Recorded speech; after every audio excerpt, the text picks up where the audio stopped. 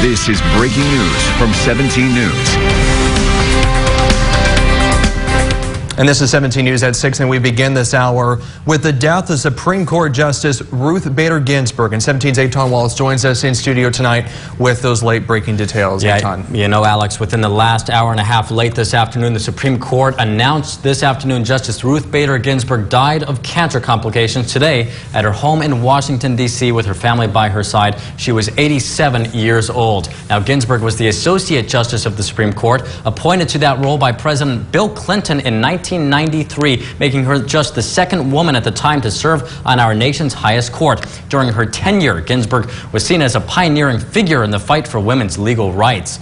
In fact, it was at her confirmation hearing that she made clear her support for a woman's right to get an abortion. Seen as a leader on the liberal wing of the court, she made progressive votes on several of the social issues of our time, including abortion rights, same-sex marriage, voting rights, immigration, health care, and affirmative action.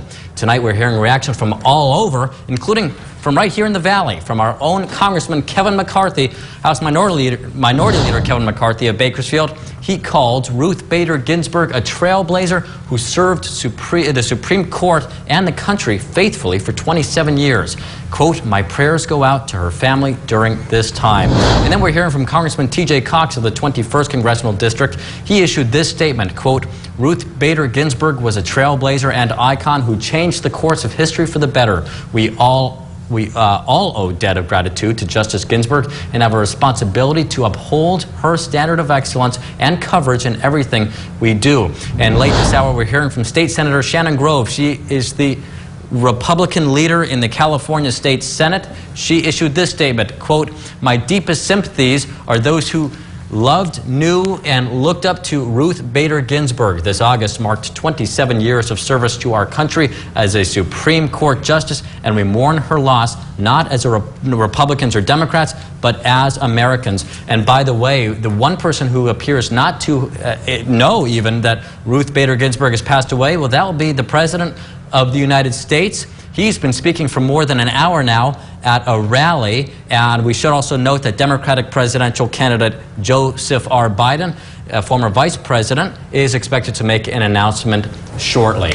Now, of course, this is set to make for a major debate in Washington in our politics and our political system, and the big question is who will replace Ginsburg and when should her replacement be appointed. Now, joining us for reaction, 17 News political analyst, Republican Cathy Abernathy, and Democrat Neel Sannappa. Thank you both for being here tonight. Neel, I want to begin with you. First of all, how will history remember Justice Ginsburg? Justice Ginsburg was someone who pioneered a path for so many women, minorities, creating equality in our society, or striving towards that equality, and I think that's how she will be remembered.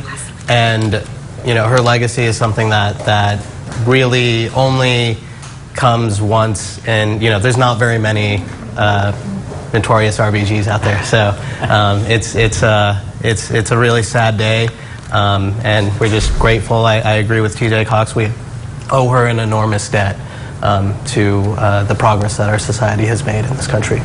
Okay. Cathy, let's get your reaction to this news. Well, you know, she was on the court for almost 3 decades, so she certainly gave her all and lived a long life. And so in that regard, she's one of the few that had such a long legacy.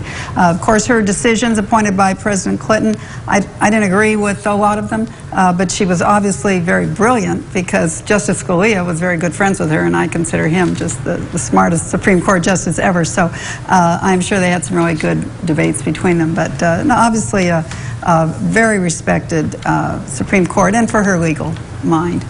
Now to the question that a lot of people are already asking within minutes of the news of her death. Many are asking, you know, will President or should President Trump nominate and appoint someone before Election Day? Now, one of the things that we've seen within the last few minutes, we saw that Senator Schumer took Senator McConnell's quote after the passing of Justice Scalia in 2016 in saying the American people should have a voice in the selection of their next Supreme Court justice, and therefore this vacancy should not be filled until we have a new president. Senator McConnell said that in 2016 before the election, and now Senator Schumer is saying that before this election. And just moments ago, we just learned that Senator McConnell released a statement on the passing of Justice Ruth Bader Ginsburg and said that President Trump's nominee will receive a vote on the floor of the United States Senate. Your reaction, Cathy? Well, he didn't say when, did he? Well, I think that the chance of all of this happening, what we do have is that Donald Trump has already released a list of who he's going to select from. Joe Biden has not.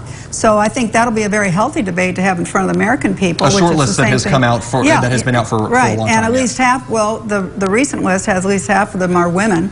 And so there's certainly plenty of choice to look at that. I imagine because of the chicanery that went on with the Democrats in the Senate Judiciary Committee before and on the Senate floor, their behavior towards any Republican nominee of the Supreme Court will be as ridiculous as going through their high school yearbooks. And so I don't know if the Senate will decide to move ahead. But it would be good, because I wouldn't mind the public seeing once again how these folks behave when they have very credible candidates, but their party label makes the Democrats just treat them as crooks. Do you think this could be seen though as hypocrisy? In what regard? If the Senate or if the president decides to nominate someone before Election Day. Well, he can do it. It's the Senate leader McConnell that had a different opinion before, if you want to say that. I don't think Trump ever made a statement like that. So, but you know what's important to look at with the Supreme Court, no matter who it is that the Supreme Court in our Constitution was given the least amount of power. Why? Because they're not elected. They are voted on by president and 51 senators. And so they aren't to legislate, but a lot of people on the left haven't liked what they can get through the House and Senate, so they're trying to make the court do it. And that's an important thing for us to watch, that we don't let someone get on that court who's trying to be a mini senator and pass law. That isn't what the Supreme Court's supposed to do. All right, well, Neel, we heard from Cathy. Do you believe the president should make an appointment before Election Day? I believe that he's going to try to. I don't think that, I agree with Mitch McConnell circa 2016, that, you know, the American people should have a say in this, and we should wait until November 3rd and then until January for the president, whether it be Trump or Biden at that point, to nominate someone and have it go through the Senate. And Neel, I want to stick with you as well. First of all, I just want to make clear we've already heard reaction from many senators. That includes Lisa Murkowski of Alaska, Republican. She says she will not vote until after Election Day. Very interesting there. But I want to ask you, speaking of names, right? Do you have anybody in mind, maybe a few people you want to see appointed to the Supreme Court? Yeah, so if Vice President Biden becomes president, I would like to see some folks like Elizabeth Warren, Michelle Obama. You know, I would want it to be a woman. I would want it to be a woman that replaces Ruth Bader Ginsburg. And there's plenty of great legal minds that Joe Biden is well acquainted with that would fit that position. And we want to get to Cathy in a moment also with names. I want to quickly, as a last question for Neel and then Cathy, will this impact the election, you think, this passing of Ruth Bader Ginsburg? I think there's definitely, it becomes another talking point for folks, especially when it comes to protecting women's right to choose, you know, just so many different issues. But at the same time, it also becomes, you know, a rallying cry for the right as well. So who this helps out more, in a sense, I mean, I feel that sounds weird when, you know, a woman just passed away and we're looking to see where the country's going to go in this kind of in this kind of forum, but I think that it will heighten the emotion of the election that's already been, you know, very heightened. All right, Cathy, how do you think it's going to impact the election? Who would you like to see appointed? Well, I think anyone on Trump's list, they're very respected judges, would be fine. I hope Biden might announce that Elizabeth Warren and Michelle Obama would be the ones he would be selecting, because I think that would show you how far left has control on him.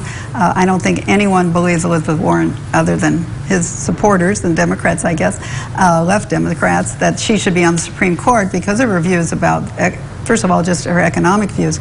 Michelle Obama didn't like our country until they nominated her husband for president. So I don't know how much she has respect for the Constitution and what's in it either by that kind of comment. So I'll look forward to who the Democrats make sure their nominee brings up before the election. I think that's really important. Hold their feet to the fire. Trump's done it. Where's Biden's nominees? Is there a name, though, for a Republican that you would like to see appointed? I looked at the list. I mean, I like the 2 senators, Tom Cotton, Ted Cruz. I like there's 3 or 4 women that I read a little bit about.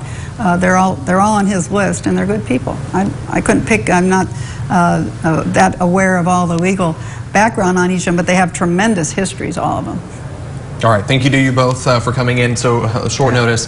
Again, after the death of Supreme Court Justice Ruth Bader Ginsburg, who died today at the age of 87. We're going to have more news coming up after this.